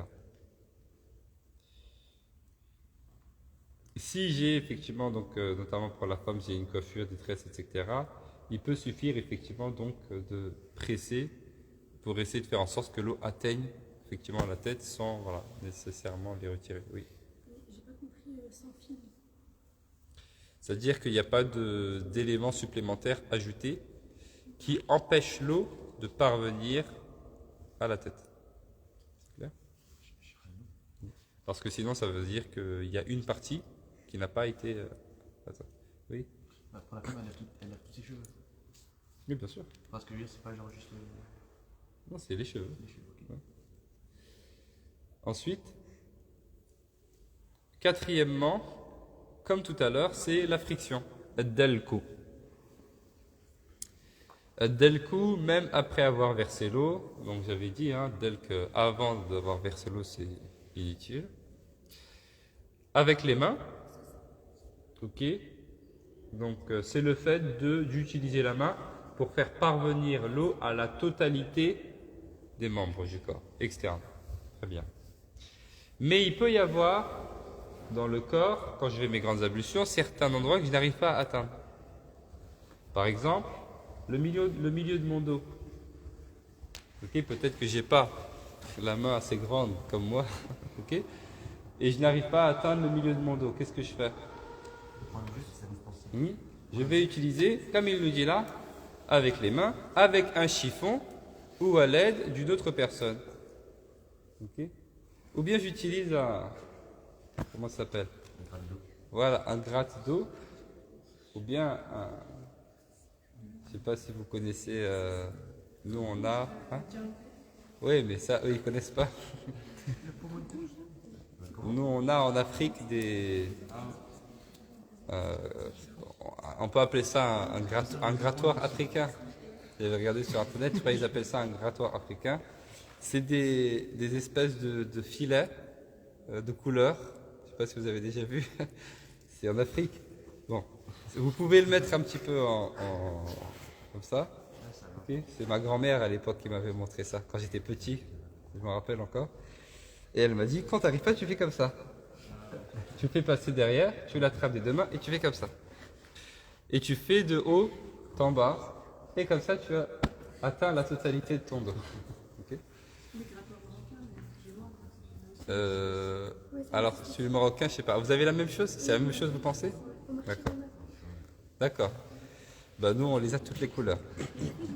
Oui. Quand on fait comme ça, si on doit faire d'abord la partie droite et après la partie gauche, bah, du coup, ça fait des parties en même temps. Oui, c'est pas grave. Je peux commencer par la droite et ensuite faire la gauche. C'est aussi possible. Mais sinon, je commence par la droite et je fais ensuite la gauche quand c'est possible. Si tu me dis que ce n'est pas possible, c'est clair? Donc, je peux utiliser, je le fais avec ma main, prioritairement. Je ne peux pas avec ma main, je peux utiliser un chiffon ou un grattoir ou bien un... Comment ça s'appelle? Comment t'appelais? Un gratte d'eau, voilà. Ou bien une autre personne, également, s'il y a une autre personne. Donc, bien évidemment, si j'ai pas ma avra qui est découverte, si c'est une personne qui peut me voir dans cet état-là, eh bien, c'est possible aussi. Si c'est ma femme ou mon mari. Et si tout cela est impossible, alors elle n'incombe plus. Yasrot. Si tout cela est impossible, imaginez, je suis handicapé, je ne peux pas, ou bien je n'ai pas de main, je sais pas, j'ai les mains qui sont coupées, et je ne peux pas utiliser d'objet, et il n'y a personne qui peut me faire ça, je ne peux rien faire, eh bien, yasrut. Donc, la yukallifullahu nafsan, Allah ne peut pas me demander de faire une chose qui est impossible pour moi, c'est pas possible, ok? Oui. Une autre question. Le chiffon, c'est placé sur tout le corps ou juste sur les parties Oui, ça peut être sur tout le corps, mais la base du delf, donc c'est avec la main. Avec la main ou avec autre chose, donc on peut le passer sur autre chose. Mais là, c'était spécifique parce qu'on n'arrive pas à le faire avec la main. Mais si on le fait sur les autres parties du corps avec quelque chose, tant que l'eau parvienne, parce que l'objectif du delk, c'est quoi? C'est que l'eau, voilà, passe. Donc si ceci, si ça permet de le faire, donc c'est suffisant. Voilà. Voilà pour les obligations de l'ablution. Okay, donc moi, quand il y a des personnes un peu qui se convertissent par exemple à l'islam, n'ont pas encore appris les règles, comment faire les grandes ablutions dans les détails, etc., je leur dis, vous faites une grande douche, tout simplement, juste avec de l'eau, avec l'intention de vous purifier, et en veillant à ce que l'eau parvienne à l'ensemble des parties externes de votre corps avec votre main. Très simplement. Et en faisant cela, on a toutes nos obligations, de manière générale. Ensuite, les sunan. Les sunan donc, de la grande ablution, nous avons le lavage des mains au début de l'ablution, de la grande ablution. Nous avons le gargarisme, donc le fait de mettre de l'eau dans sa bouche et de faire circuler l'eau de la joue droite à la joue gauche. Nous avons al-istinshaq et al-istinthar. Les deux ont été réunis dans le troisième, l'inspiration avec de l'eau dans le nez et expiration bien sûr. Et l'essuyage du conduit auditif. Hein? Et l'essuyage du conduit auditif, donc il s'agit du trou de l'oreille, donc c'est l'intérieur, très simplement.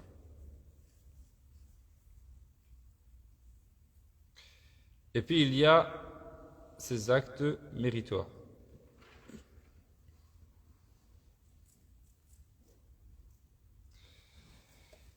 Vous pourrez me dire, mais ces actes, ces choses-là, pourquoi est-ce qu'on les évoque ici, alors que on nous a dit tout à l'heure qu'il fallait atteindre l'ensemble du corps, n'est-ce pas? On va se dire, mais pourquoi est-ce qu'on nous demande de faire ça, alors que de toute façon, on va faire sur l'ensemble du corps, donc ça, on va le faire. Mais non, en fait, on ne va pas le faire. Parce que si vous regardez bien, ce sont à chaque fois des choses de l'intérieur, pas de la face externe du corps. Exemple, le gargarisme, c'est dans la bouche. Nous, on a dit faire parvenir l'eau à l'ensemble des parties du corps avec la main. Mais le gargarisme, c'est à l'intérieur. Inspirer l'eau, c'est à l'intérieur. Le conduit auditif, c'est à l'intérieur. Ok? Oui. Alors, ce n'est pas le lavage des mains qui est sunan, c'est le lavage des mains au début. C'est-à-dire commencer par ça. Donc, vous voyez pourquoi c'est nécessaire donc de les évoquer dans les sunan. Oui. Et comment on fait pour les mettre dans l'ordre après tel acte Ça vient après. L'ordre va venir après. C'est bon pour les sunan. Et ensuite, nous avons les actes méritoires de la grande ablution. Donc, effectivement, dans la grande ablution, il y a des obligations, nous les avons vues, il y a des actes sunan, on vient de les voir, et puis il y a les actes méritoires. Je rappelle que si je délaisse un acte obligatoire, j'ai délaissé la chose. Donc, si je délaisse un acte obligatoire de la grande ablution, ça veut dire que j'ai délaissé ma grande ablution. Si j'ai délaissé ma grande ablution, j'ai délaissé ma prière. Pas de prière sans grande ablution. Et pas de grande ablution sans toutes les obligations. Okay. Donc les actes méritoires, donc ensuite on a les sunan, et ensuite un cran en dessous des sunan, j'ai les actes méritoires. Et ces actes méritoires sont, bien évidemment, premièrement, prononcer le nom d'Allah subhanahu wa ta'ala. Secondement, le fait de commencer par laver les impuretés, c'est-à-dire que la toute première chose que je vais faire pour faire mes grandes ablutions, la toute première chose que je vais faire, c'est d'enlever les impuretés que j'ai sur moi, sur mon corps, si j'en ai. Parmi les actes méritoires, le triplement du lavage de la tête. Nous avons vu que parmi les obligations, il y a le fait aussi de faire parvenir l'eau donc à la tête, au cuir chevelu. Il est recommandé de faire ceci à 3 reprises. Quatrièmement, le fait de devancer le lavage des membres de l'ablution aux autres membres.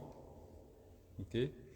Ça veut dire qu'une fois que j'ai enlevé les impuretés qui sont sur moi, qu'est-ce que je vais faire? Je vais faire les petites ablutions. Hein.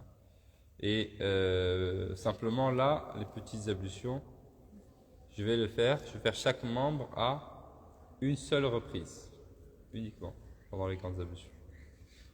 Ensuite, cinquièmement, utiliser peu d'eau, faire preuve de parcimonie, hein, comme on l'a déjà dit, le prophète sallam, il faisait les grandes ablutions avec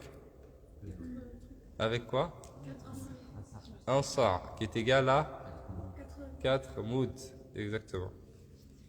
Il y a encore aujourd'hui des objets, hein, des objets qu'Allah nous permette d'aller en Umrah ensemble, comme ça on ira visiter le musée Médine, dans le Matraf, dans le Medina. Là-bas il y a des objets donc, qui représentent, donc un objet qui représente vraiment la juste mesure du moud du prophète sallam, et un autre un peu plus grand qui représente la juste mesure du sa' du prophète sallam. Et c'est transmis aussi avec chaîne de transmission. Hein? Utiliser peu d'eau. Sixièmement, le fait de devancer le lavage du haut du corps à son bas. Et septièmement, le fait de devancer le lavage du côté droit du corps à son côté gauche. Ok? Donc on fait d'abord le haut droit, puis le haut gauche, puis le bas droit, puis le bas gauche.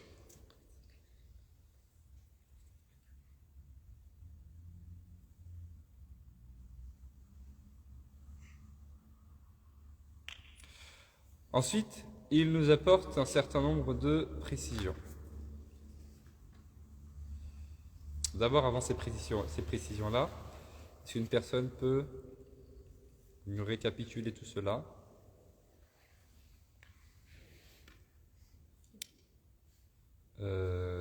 Quelqu'un d'autre qui fait ça? Comme ça, on... Oui. Allez, vas-y. Je tourne la caméra ou pas? Allez. Je tourne la caméra, comme ça les gens ils te voient. Là, vous me dites stop parce que... C'est bon? Tu parles bien fort pour qu'on t'entende. En premier, on met l'intention de faire les grandes ablutions. Après, on lave les parties intimes, du nombril jusqu'au genou, côté droit, après côté gauche. Ensuite, on fait les petites ablutions, mais tout une fois. Ensuite, on lave 3 fois le cuir chevelu avec les cheveux. Est-ce qu'on lave les pieds quand on fait les grandes ablutions? Non, on lave pas les pieds. Voilà, donc on fait les petites ablutions, mais on s'arrête aux oreilles. Voilà. Après, on lave 3 fois le cuir chevelu avec les cheveux. Après, on lave le côté droit de la tête jusqu'au nombril, le côté gauche de la tête jusqu'au nombril. Ensuite, les tibias, du genou jusqu'à la cheville droite et du genou jusqu'à la cheville gauche. Après, le pied droit et le pied gauche. Voilà. Alhamdulillah. Alors, est-ce que vous avez des choses à redire ou des choses à ajouter? Oui. On a oublié de mentionner l'instantanéité. La quoi? L'instantanéité.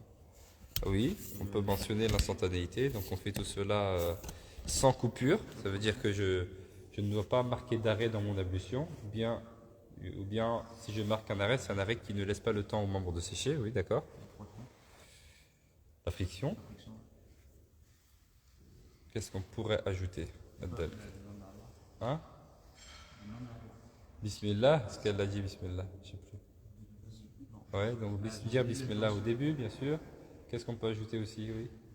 De laver les conduits auditifs. Oui, laver le conduit auditif, effectivement. Là. Le lavage une fois des membres pour la petite addition, on a dit. Ouais, elle l'a dit, effectivement. Très bien, ok. Oui. On est d'accord que pour la grande ablution, on ne peut pas shahada à la fin. On peut? Dans la mesure où- On peut shahad toute notre vie. Hein. Mais est-ce qu'il y a quelque chose qui est rapporté spécifiquement, etc. Il ne me semble pas. Oui. Oui, ça se tue, mais c'est pas la shahada. Oui, ça se tue du dua. Une dua à faire à la fin de l'ablution, effectivement. Les grandes déductions. Oui, la purification, à la fin de la purification. On vient de se purifier, on demande à Allah de nous...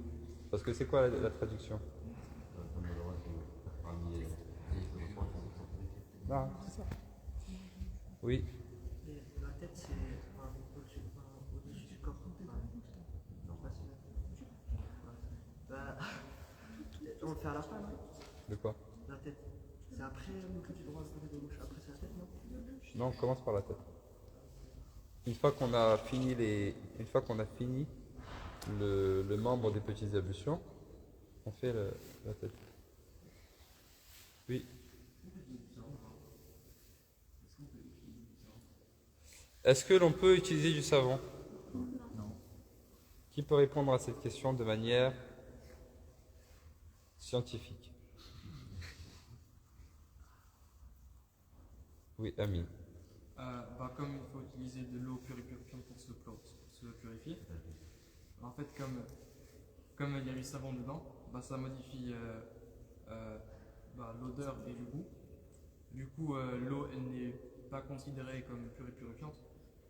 Très bien. Du coup, on ne pourra pas faire l'eau à la vague. Très bien. Est-ce que c'est clair? Donc, l'eau savonnée, ce n'est pas une eau pure et purifiante. Or, pour les adorations, je ne peux utiliser que l'eau qui est pure et purifiante.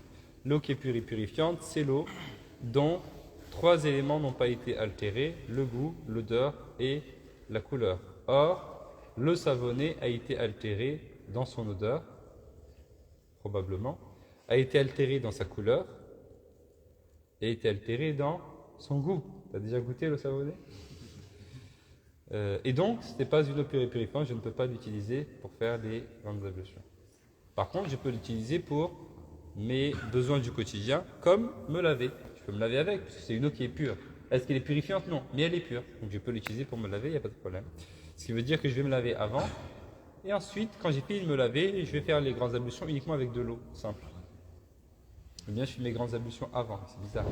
Faire les grandes ablutions avant de se laver. Ok? On avance. Ensuite, donc l'auteur nous donne un certain nombre de précisions.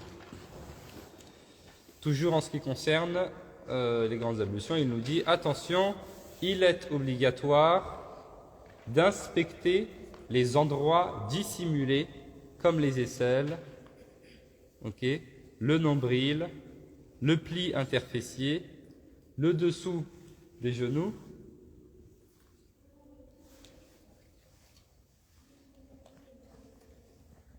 attends, je regarde si je les ai. Non, elles sont... Hein? Alors elles sont là-bas. Elles sont sur la table dans le salon.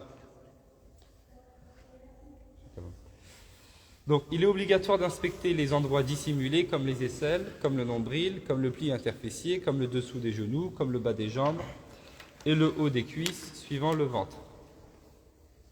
Donc là il parle d'un certain nombre d'espaces sur le corps qui sont des espaces sur le corps qui sont des espaces externes. Donc on est obligé de laver, mais qui sont cachés. Et donc comme ils sont cachés, parfois on peut les oublier. Pardon?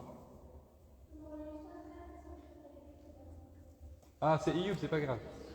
Ouvre, c'est Ioub. C'est dans la même classe. Je crois. Ah non, c'est pas la même classe. Ils se connaissent quand même. Alors, je disais que donc, il apporte cette précision-là parce que ce sont des choses qu'il est obligatoire de laver dans la grande ablution, puisque ça fait partie de la face, voilà, c'est sur le corps. Donc il est obligé de passer la main mouillée dessus. Mais comme ils sont cachés, on peut les oublier. Donc il les précise. Donc on n'oublie pas de laver les aisselles, de frotter les aisselles. S'il y a des poils à cet endroit-là, il faut les frotter pour que l'eau parvienne à la peau. On n'oublie pas le nombril également, de passer le doigt dans le nombril. On n'oublie pas le pli interfessier aussi, c'est important de frotter. On n'oublie pas le dessous des genoux, il y a des plis, devant et derrière d'ailleurs. Le bas des jambes. On n'oublie pas le haut des cuisses, suivant le ventre également. Les plis qu'il y a également à ces endroits-là. Oui. Je n'ai pas compris la dernière. Le haut des cuisses suivant le ventre. C'est là où il y a les poils pubiens et les plis qui sont entre les cuisses et le ventre, simplement. Ah, les plis sont ici, quoi. Oui. Okay. L'aine, ça s'appelle.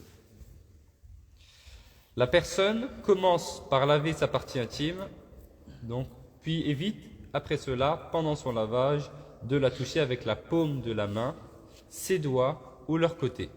Auquel cas, la petite ablution s'annulera et il faudra donc la refaire. Donc, c'est comme Mariam nous l'a expliqué tout à l'heure. On commence d'abord par laver.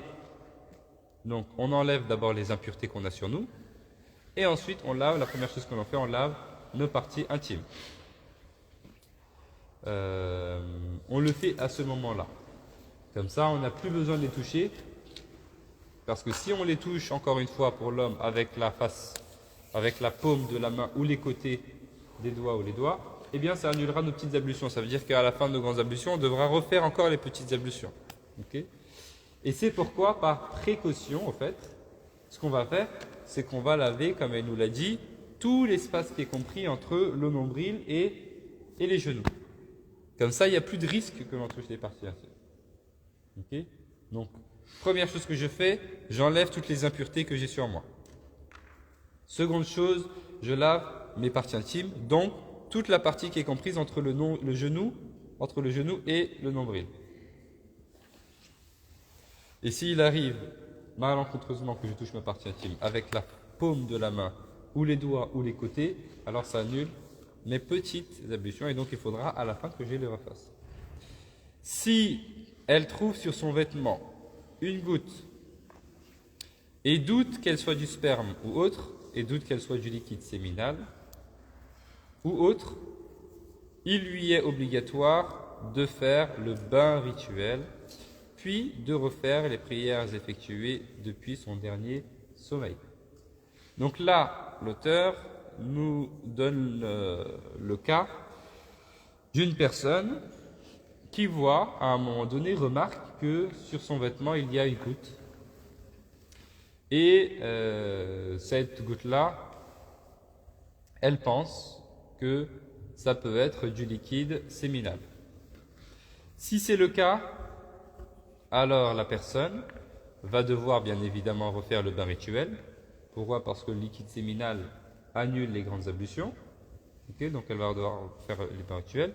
Et puis elle va refaire toutes les prières qu'elle a effectuées depuis son dernier sommeil. Pourquoi depuis son dernier sommeil? Parce que la personne a sur elle une goutte. Elle ne sait pas d'où ça vient et quand est-ce qu'elle a eu cela. Si elle ne sait pas d'où ça vient et quand est-ce qu'elle a eu ça, elle ne sait pas quand est-ce que c'est sorti, ça veut dire que le plus probable, c'est que c'est sorti pendant qu'elle était inconsciente. Donc pendant qu'elle dormait. Très bien? Donc on va considérer cela. Donc elle va refaire toutes les prières qu'elle a faites depuis son dernier sommeil. C'est-à-dire que, exemple, une personne dort après Tarawih, okay, et puis se réveille pour Suhoor, puis elle vient à la mosquée pour faire Tahajjud, et puis elle fait le Fajr, okay, et ensuite elle reste réveillée jusqu'au Dhuhr. Et après le Dhuhr, elle se rend compte qu'il y a une goutte sur elle. Qu'est-ce qu'elle doit faire? Qu'est-ce qu'elle doit faire? Elle doit d'abord, qu'est-ce qu'elle fait? Elle va d'abord nettoyer bien sûr cette impureté, puis faire le rose, et ensuite refaire le Dhuhr et le Fajr. Parce que son dernier sommeil remonte d'avant le Fajr. Est-ce que c'est clair? Très bien. Oui. Je crois que j'ai une question. Tu vois, si on touche notre partie intime sans faire exprès, Oui. par des grandes ablutions, donc ça les petites ablutions. Mais genre là, quand on refait les petites ablutions, on refait tout, normalement ça dure 3 fois les différentes parties ou c'est toujours Oui, tu fais normal à la fin. Tu fais tes ablutions normales. Parce que tu n'es plus dans la grande ablution après. D'accord. Oui. D'accord. Oui. En fait, si par exemple là on a une impureté sur le vêtement et on la purifie, on prend de l'eau et on frotte. Mais du coup, à la fin, il ne l'espère pas complètement. Est-ce qu'on peut utiliser est-ce qu'elle est purifiée? Oui, c'est pur. Du coup, ça veut dire qu'on peut utiliser un produit pour la faire disparaître complètement. On peut, mais il faut. Le produit ne suffit pas. Comment est-ce qu'on enlève l'impureté? On a déjà vu. C'est avec une eau qui est pure et et purifiante. C'est ce qui me permet d'enlever une impureté. Donc à partir du moment où même je dilue, regardez le hadith dans lequel le prophète sallam, un homme est venu uriner dans la mosquée. Alors Sahaba ils ont voulu aller le taper. Alors le prophète sallam, il a dit laissez-le et mettez de l'eau sur son urine, diluez, parce que c'est de l'eau, c'est pur, c'est purifiant, ça purifie. Ça enlève le hukm de najasa, le jugement, le statut d'impur, ça l'enlève. Okay? Je peux avoir une impureté, enlever le jugement, et puis après il y a encore par exemple la couleur de l'impureté, etc. C'est pas grave, tant que le jugement a été enlevé. Oui. Si c'est lavé, mais avec de l'eau pour la réduction des taches. Non. Le jugement reste. Oui. Pardon?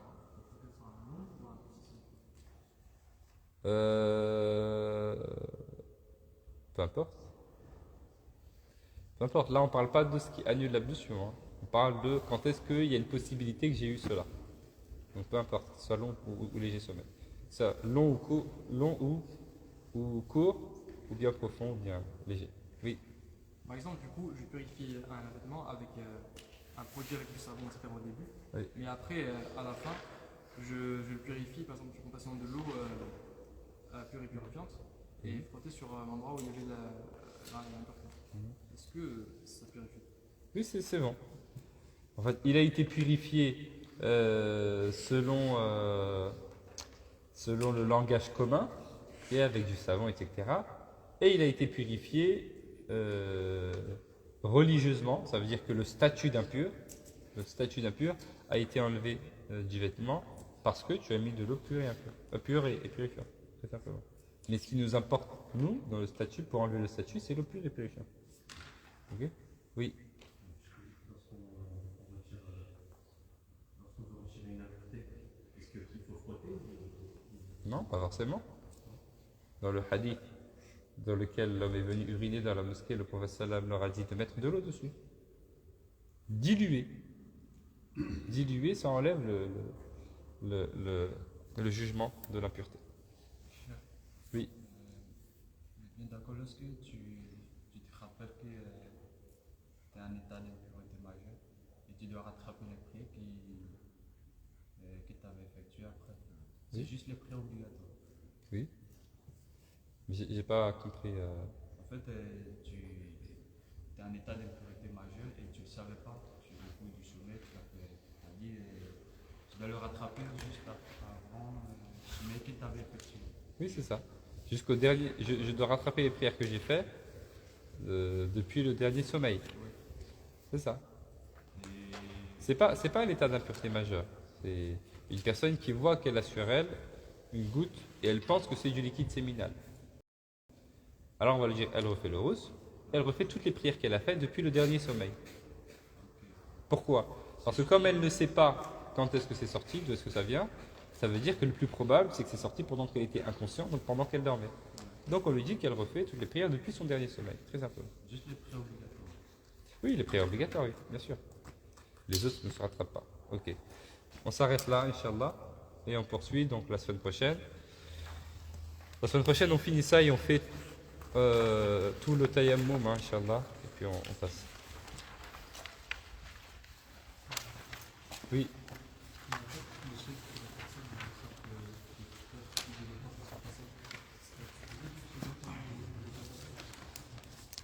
Même si le temps est passé, parce que ça veut dire, si c'est avéré que cette goutte qu'elle a, c'est du liquide séminal, ça veut dire qu'elle a fait ses prières en étant en état d'impureté majeure, ou bien qu'elle a fait ses prières en ayant sur elle une l'impureté, c'est pas grave, parce que c'est si on s'en souvient. Mais en tout cas, elle l'a fait en étant dans cet état-là, d'impureté majeure. Donc ces prières n'étaient pas valides. Une prière qui n'est pas valide, c'est une prière obligatoire. Même si je me rends compte après 5 ans, je dois refaire cette prière.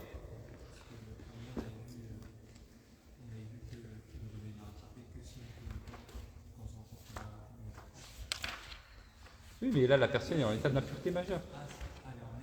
Oui, bien sûr. Si elle a du liquide séminal, c'est le liquide séminal qui est sorti d'elle, c'est qu'elle est en état d'impureté majeure. Okay. C'est pourquoi je me suis arrêté quand j'allais te dire la personne avait une impureté sur elle. Parce que la personne qui se rend compte qu'elle a une impureté sur elle après la prière, sa prière est quand même valide. Mais là, c'est une personne qui est en état d'impureté majeure. Donc la prière n'est pas valide et il faut la refaire même si on s'en souvient très longtemps après. Ok, la prière, pourquoi des personnes quand ils reviennent à la religion, qui s'étaient un peu éloignées, qui n'ont pas fait la prière, on leur dit il faut rattraper toutes les prières. On leur donne un tableau, on leur dit vous rattrapez toutes les prières, vous faites des croix jusqu'à ce que vous ayez rattrapé toutes vos prières. Parce que la prière, il faut absolument donc la faire. Hein?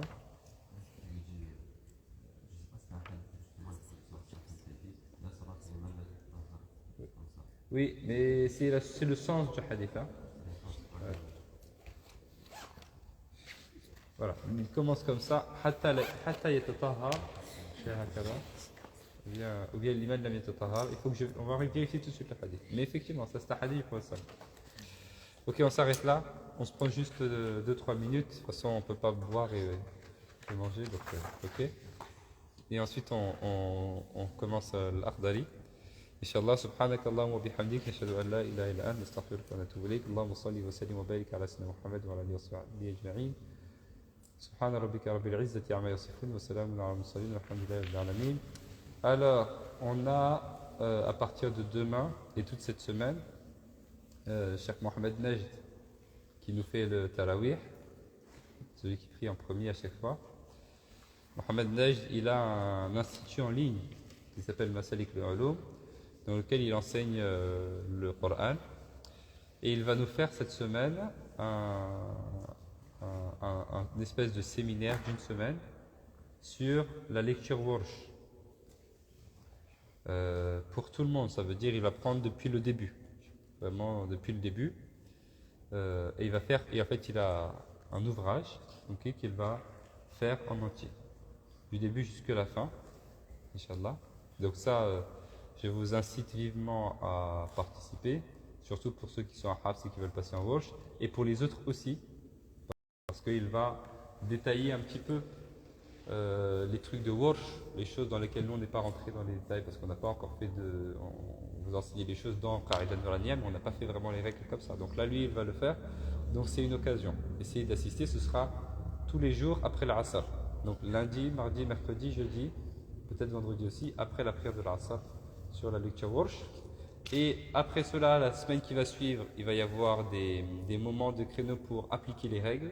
Donc là, ce sera juste théorique cette semaine, tous les jours après l'Asr. La semaine prochaine, on va avoir un créneau pour que les gens puissent s'entraîner. Et après, il y aura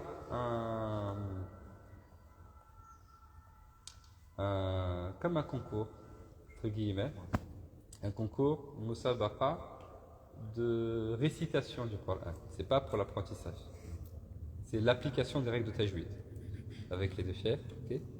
Donc l'objectif, c'est que cette semaine, vous preniez les règles. La semaine prochaine, vous travaillez l'application des règles. Et ensuite, on fait une Musabaqa sur, encore une fois, c'est pas une Musabaqa d'apprentissage, c'est une Musabaqa de juste lire le Coran, mais vous allez être jugé sur la qualité de votre récitation, sur l'application des règles. C'est clair? Donc, à partir de demain, après l'Asr, transmettez l'information pour ceux qui, par exemple, lisent le Coran, mais lisent sans tajwid, n'ont jamais fait des cours de tajwid. C'est l'occasion de suivre ça du début à la fin. Okay. Et à la fin, il peut y avoir des shahadas, des attestations, pour ceux qui maîtrisent vraiment, Inch'Allah, le tajwid. Inch'Allah. Et Allah motive. Du coup, après l'Asr, c'est à 19h. À partir de non, ça va durer, je pense, peut-être 1h30. L'Asr, c'est à 17h et quelques. Oui, voilà, jusqu'à peut-être 18h30, 19h, voilà.